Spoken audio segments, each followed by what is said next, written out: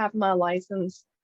Well, let me start over. Last year I was in residential, and now I have my license on the commercial side. And so I almost had a deal, but long story short, the person that I was dealing with for this business deal was not in a position to make decisions.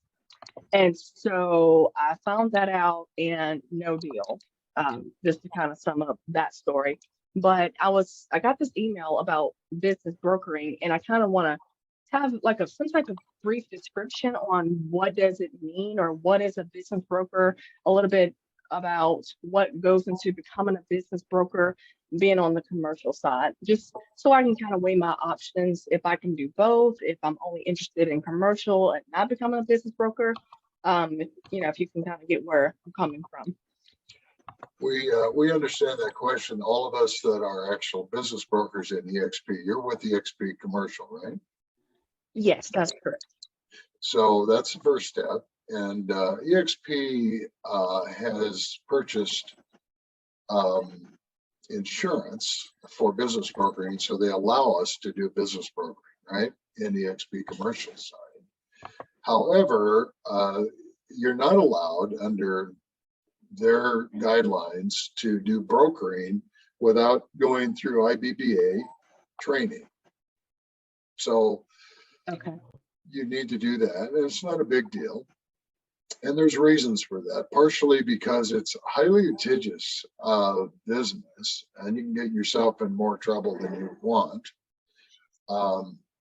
And it's more complicated than real estate.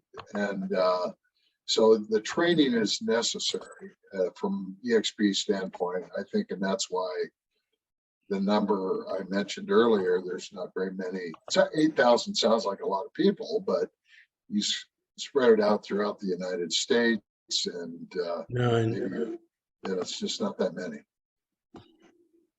What were you saying, Mac? yes. But anyway, does that answer your question, Shalisha? Yes, it does. There is someone that I know who sent me the link to do the training, or to go through the training. So I may do that so I can kind of get familiar with it and see if it's something that I would want to pursue. But yeah, that did answer my question. I appreciate it. Okay.